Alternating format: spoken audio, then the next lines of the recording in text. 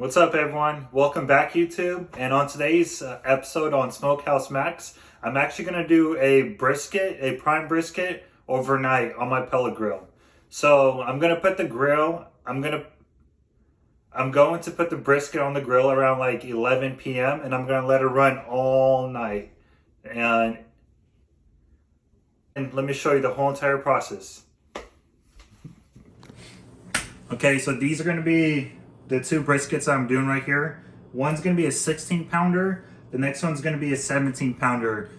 So the biggest thing to note is this is a prime brisket. These prime briskets, they have a lot of marbling in between the muscles, and that's going to help out throughout the whole entire cooking process, because as the fat renders down a little bit, it's going to help to let the meat kind of sweat, and that's going to help to keep the meat moisturized throughout the whole entire process. That way you don't have to worry about spritzing it so much. Okay, another good thing to note when you guys are picking out briskets from the store, make sure you guys are getting brisket that is pretty symmetrical all around the whole entire cut. So you can tell that this is pretty thick. You know, it's nice and thick. Even this point right here is still pretty thick. It doesn't become too thin. That's a good thing to know, because as you're cooking, it will help to cook everything evenly. So the only thing you need for a brisket is some kosher salt, some black pepper, and some garlic. The ratios I like doing is 1 to 1 to half.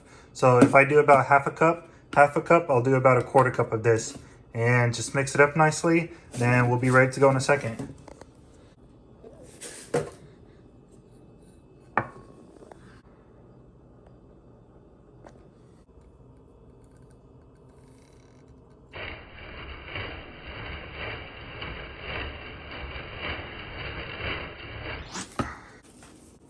The way that I like to trim my briskets, I'm going to go ahead and remove this whole entire fat cap right here. And I'm actually going to dig into the meat, and I'll show you guys that in a second. So all this fat right here, I'm going to try and remove most of it. I'm not too picky. I'm okay if there's some left on here, but I'm going to try to remove most of it. And then everything on this side, if it's extremely discolored like this, I'm going to go ahead and take off like little slithers of this. Because this is all oxidized already. And then for the backside, the biggest thing that you want to do with the backside, you want to keep some fat on. This is going to help protect it from the fire, but you want to only keep about maybe a 1/4 inch of fat on here. That way, while you're eating the brisket, there's not just loads of fat going in your mouth.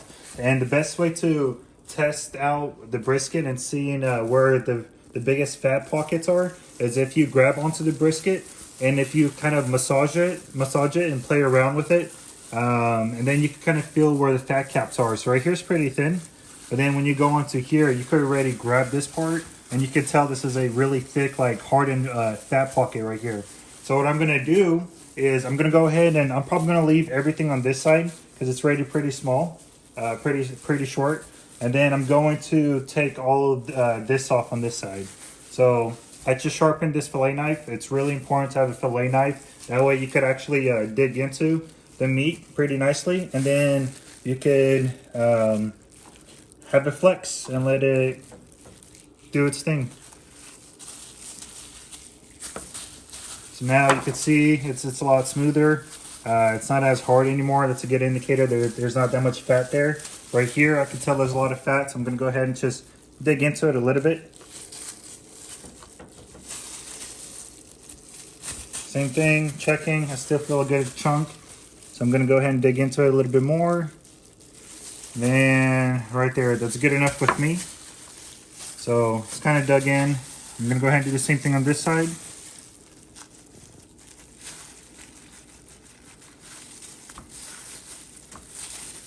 And let's go ahead and check the corners. Corners are pretty good. As you can tell, it's about a 1/4 inch, maybe half. It's okay. Some of this will still render down just a little bit. And then let's go ahead and flip this brisket around. So for me personally, I'm actually going to go ahead and take a lot of this fat off, because I've noticed with the pellet grills, it just doesn't seem to render all of this fat as efficiently as it should. So I'm going to go ahead and skim off a lot of this.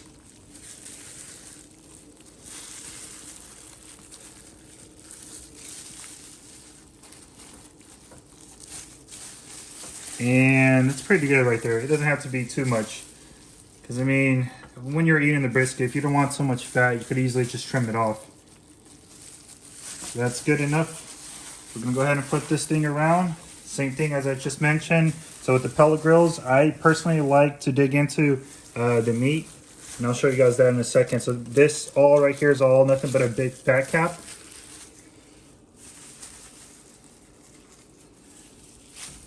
Actually, this specific brisket doesn't have too much fat right here, but I mean, you can tell I'm digging into it. I don't know. That's my preferred method. I've done it both ways. I just don't like as much fat on my brisket. So by the looks of it, I mean, I've done a couple briskets. This side probably doesn't have too much fat inside this pocket anymore. But on this side, you could easily feel how hard everything is. So I'm going to dig into this side just a little bit.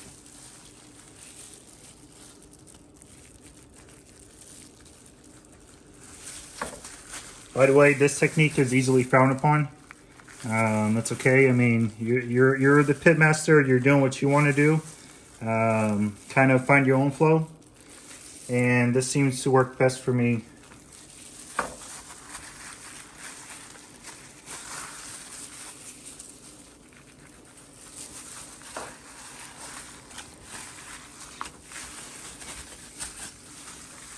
Yeah, so when you're doing it, like when you're doing it, it's okay to have some fat on here. Like I said, some people don't want to take this fat off, but try not to go into the meat too much, because this flat right here, so I'm ready to kind of separating the flat from the point. This point right here is probably the juiciest, the best like flavored meat for the whole entire brisket. So try to save this part as much as you can. And yeah, that's about it. And then another reason why I like doing this is I've noticed when you kind of trim it down just a little bit, it's easier to help sit the brisket more flush to the grill. That way there's not just a big old a camel hump or whatever you want to call it. That way there's not a big old hump right here. And yeah, let's go ahead. Now I'm going to take off all of this oxidized meat, the meat that's already oxidized. Don't really want to be eating that, so let's just shave it off. But yeah, like I said, with the prime briskets right here, there's just so much marbling in between the meat. So marbling just stands for that there's so much fat in between the meat muscle, the muscle striations, and that's going to help to render out as the fat's going to render out throughout the whole entire night, and it's going to keep the whole entire brisket moist.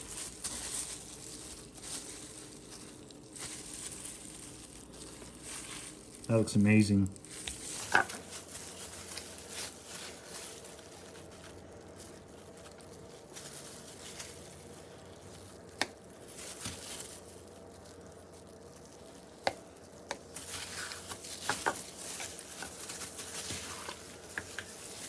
Okay, then the last thing that I'm going to do is I'm going to try to remove some of this fat and the silver lining.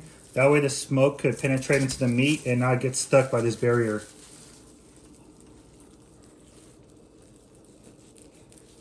This is where having a nice sharp knife helps, because you could dig into it pretty easy. And then one trick that I've noticed is if you're trying to cut into it, you could prop it up, and then it'll be easier just to get mainly just the fat and not so much of the meat.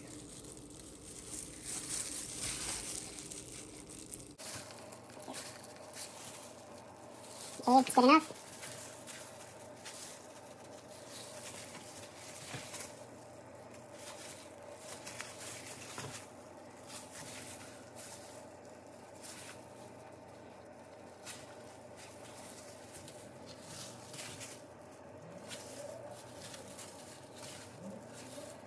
I need to get different angles or whatever. That way I have different edits to do. I'm going to be trimming the video a lot too. It won't be just like this. Like,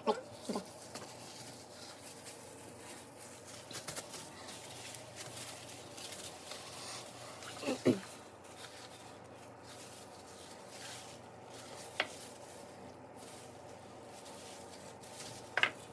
So I'm going to run out for a second, or do more of this.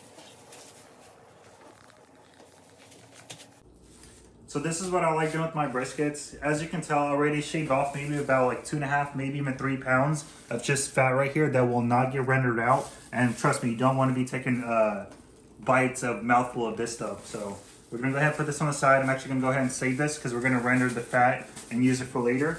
But as far as trimming the brisket goes, you could literally pick at this thing forever. It probably took me about maybe 5 minutes just to finish the brisket up right now. But I mean, there's still fat left, and that's okay because, like I said, you could pick at this brisket forever just to try to get it perfect. But honestly, just take off some and then get it ready to throw it on the grill. And yeah, it's ready to go. As you can tell, like I said, it's pretty. This part's a little bit more flush with everything else, which is going to help out with the cooking process. That way, this side doesn't finish faster than this side. And we're ready to go.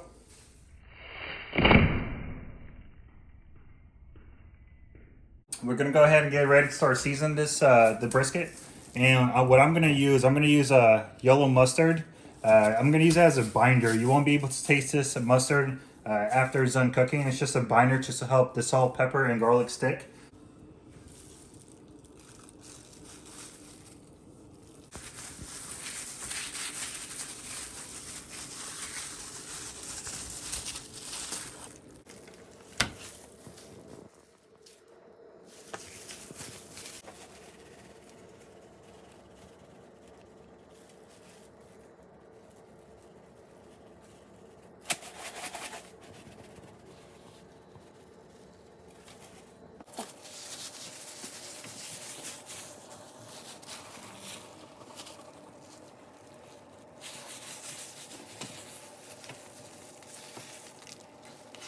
The what?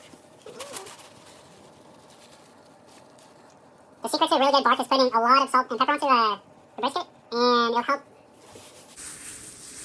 The secret to a really good bark for the brisket is making sure you put enough salt, pepper, and garlic onto the surface of it. This is going to help to bark up throughout the whole entire process.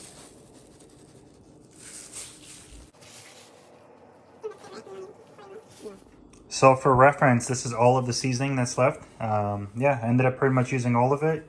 And like I said, I noticed that really helps with the bark.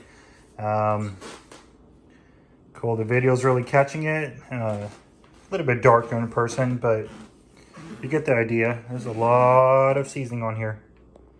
Let's go ahead and get them on the smoker. So, I'm going to put these pork shoulders on tonight as well with the briskets. If you guys would like to see this recipe and how I do these, make sure you like and you comment on the video.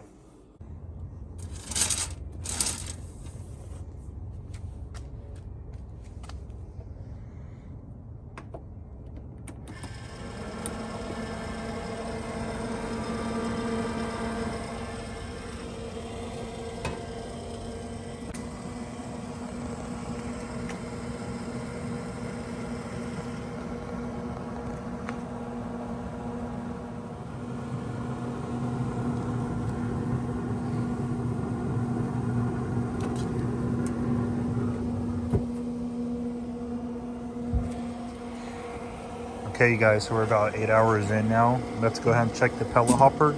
As you can tell, there's still a heck of pellets left in here, but I think this holds maybe 35 pounds, maybe. Not too sure. I'll look it up though.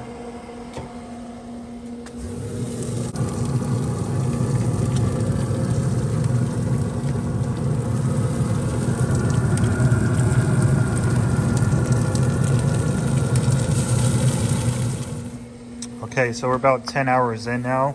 We're running the pit about at 250 still, right? So this is rating 225. This is giving me 245. I actually trust this number more because I checked it with my thermometer inside the pit boss, but let's go ahead and check it out.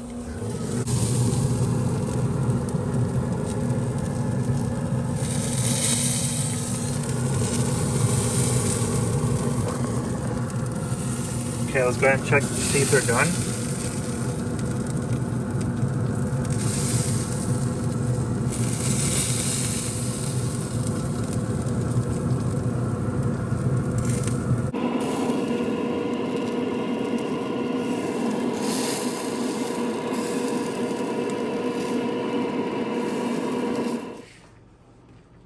Okay, so I actually ended up wrapping the brisket.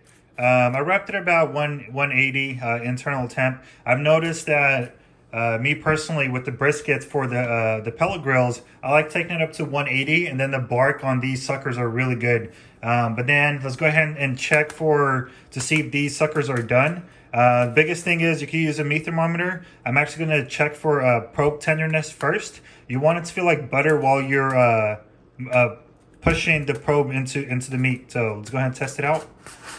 So there's a little resistance, not too bad. Oh, that's went in really smooth. Went in with no real force. Let's go ahead and check this one. Yep, just like butter, nice and smooth. Nice and smooth. And then let's go ahead and check the temperature now. So we're about 203. That's typically where I like pulling my briskets out. Again, I don't really necessarily go for the internal temp. Sometimes you just got to go by feel. And then let's go ahead and test this one out too. It's about 203. It's my sweet spot. And one more spot. We're good to go. Now, what I'm actually going to do with these is I'm going to put these inside a cooler.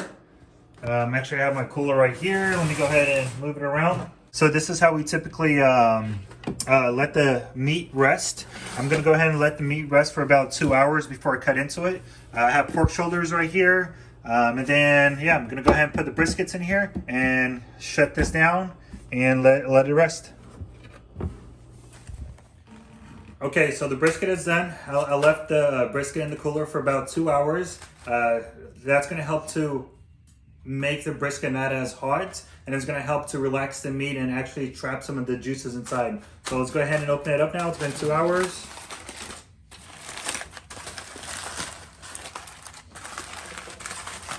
As you guys can tell, the brisket did lose a lot of weight.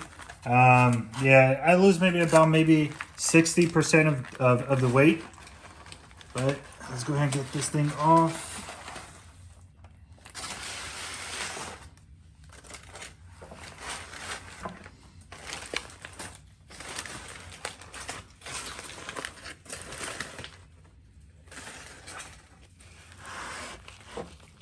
And then one of the best ways to know when a brisket is done is if you shake it and it jiggles. So if it's jiggling, that means all of the collagens, I believe it's called, it's all broken up. All the fat fibers is broken up. And then this will be nice and tender now. So everything's jiggling nice and good. Yeah, so also it looks like in the video, it's not as dark as it is in real life. And that's okay. So the main thing I'm trying to show you guys that you guys can do an overnight brisket and it will still come out good. But now let's go ahead and cut into this. So this is the flat right here. And then this is the point. The way I like to cut it, because every muscle fiber runs differently, if you look at it, you could kind of tell. You probably won't be able to see. So anyway, so I know that the muscle fibers run this way. And then with the point, the muscle fibers will run this way. So what I'm going to do is I'm actually going to go ahead and cut straight into it. We're going to separate the flat and the point.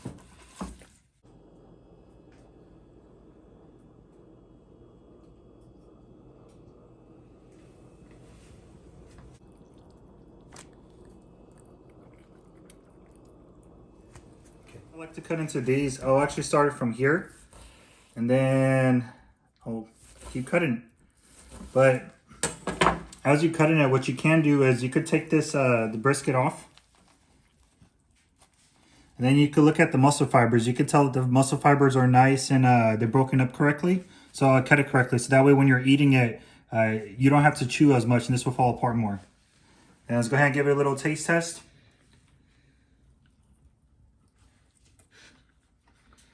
Yeah, that's good.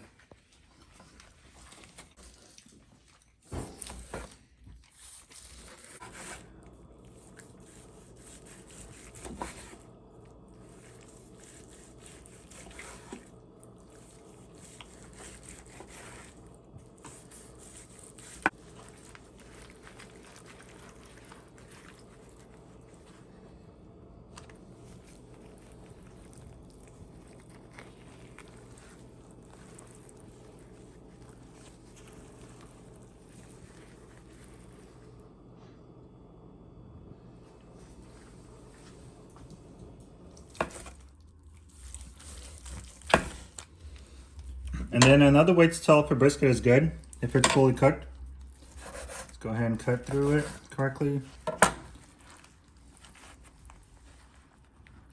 So when you grab the brisket, you can see how the bend test is like. So you can tell it's bending pretty nicely. If you hold it up, you can tell that it does not fall apart by itself. But if you pull on it, there's not a lot of resistance, and it just kind of falls apart. So it's pretty good cooked brisket right here. Well, there you guys have it right here. So this brisket was cooked overnight. I placed it on the pellet grill around like 11:30 at night. I put it at 200. You let it run all night for about 7.5 hours, 8 hours. Once I woke up, I crank it up to 250. And then this brisket took about maybe 10 hours to fully cook through. And then I let it rest for 2 hours. So if you guys are running out on time, or if you guys are hosting a party, and if you need to have the brisket ready on time, the best thing you could do is do an overnight brisket. That way the brisket's done by maybe 9 or 10 a.m. and then you could just let it rest in the cooler. And you could easily leave it in the cooler for up to 4 hours and it will still stay nice and warm. So give this a shot, try it out, let me know what you guys think. Same thing as always, make sure you guys like, subscribe, and comment on the bottom what your guys' process was and how it ended up turning out.